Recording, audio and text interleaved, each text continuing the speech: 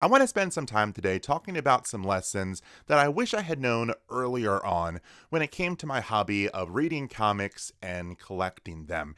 And in doing so, I'm hoping I'm able to lend some wisdom to people who are just getting into the hobby, or maybe people who have been in the hobby for a while, and maybe even spark a conversation among those who are, a little bit more experienced, tenured like I am, about kind of how I came to these conclusions. Maybe you're in agreement, maybe you disagree. I'm hoping we can have a good conversation about that.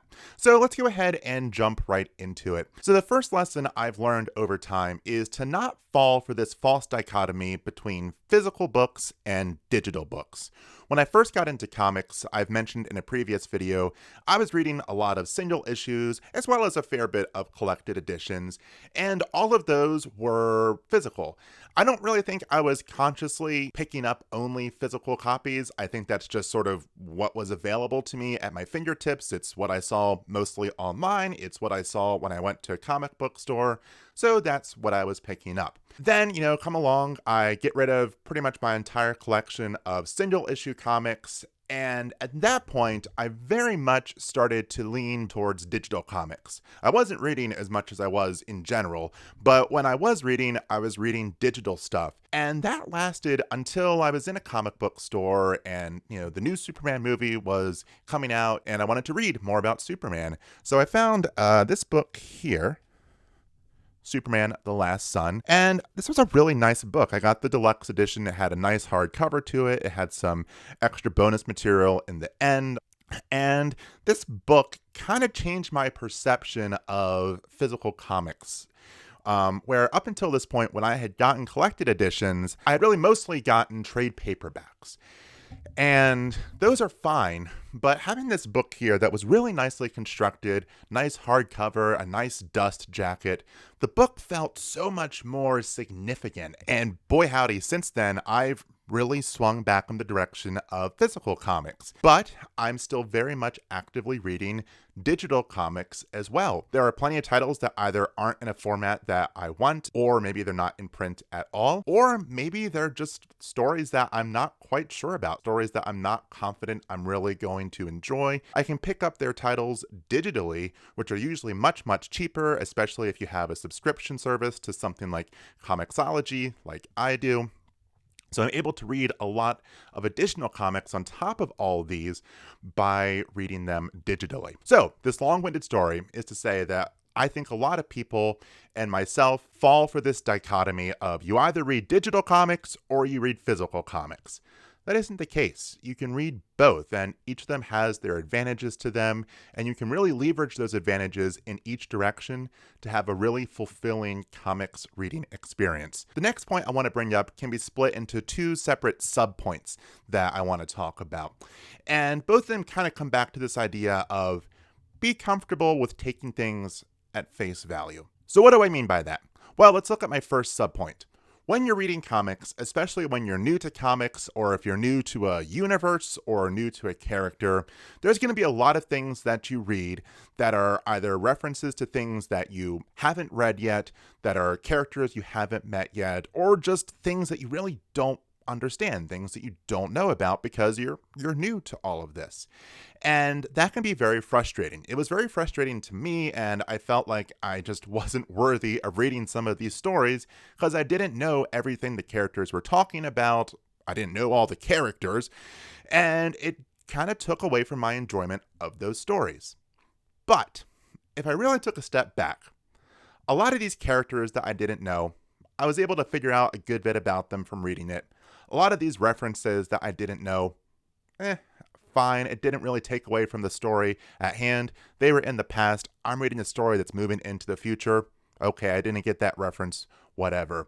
And in general, there's a lot of things that are mentioned in comics that you might not know about, but if you just kind of take it at face value and just kind of roll with it, it's fine. It's okay for some of these, smaller, finer points to just kind of take them as they are, just kind of accept it, move on, and keep enjoying the story.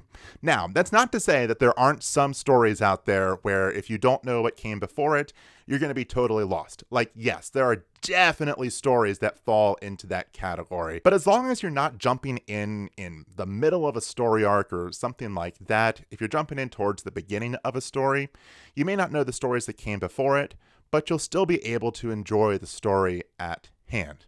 Now, that's not to say that you can't take advantage of some of these characters that you don't know and some of these story and some of these references that you don't know. Those are great opportunities for you to get ideas for what to read next. Maybe you really like a character, so you go off and find more stories about them.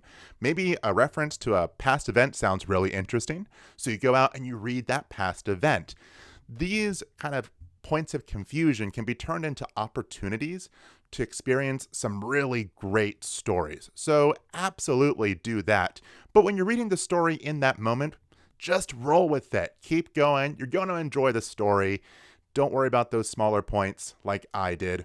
Just keep going. Which brings me to my second subpoint, which is even when you account for things that you may not know because you're new to comics, there are going to be things in the world of comics that just flat out don't make sense. They're going to be plot holes, they're going to be contradictions, or whatever else that just doesn't make sense, even if you know the entire history of a character, the entire history of a universe. Things like that happen. And yeah, it's sometimes a valid criticism of a story. Other times, though, it's just a result that you've had these comics in these universes that have been established for decades, and they've undergone, timeline shifts and multiverse, shenanigans. Weird things happen. But most of the time, if you just kind of get over that one little detail, the story is still really good. So don't let that ruin your experience. Just take it at face value. My last point is very simply, use libraries. Libraries do carry comic books. They do carry, collected editions. I've even seen some libraries will have, occasionally single issues available. Usually they're older, and sometimes, actually in my experience, they're normally directed towards kids. But they are there, but they definitely have collected editions. Some libraries have a wider selection than others, but they are there. And listen, I think libraries are great. I think we should all be using them as much as we can. And if you're new to the world of comics and you're just trying to experience some stories to see what this is all about, save some money, go to your library. The library is going to be happy to have you. They love having people that they can serve. You're going to be able to read an amazing story for free. All you need is a library card, which doesn't cost anything.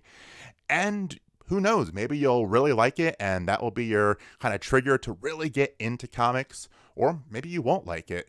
And at that point, hey, maybe this hobby isn't for you and you should move on to something else, even though I would say don't let one book decide that. Read a few before you really decide if you like the medium or not. But my point is, libraries let you experience these stories risk-free. You don't have to pay anything for the book. You don't have to pay anything to check it out or anything like that.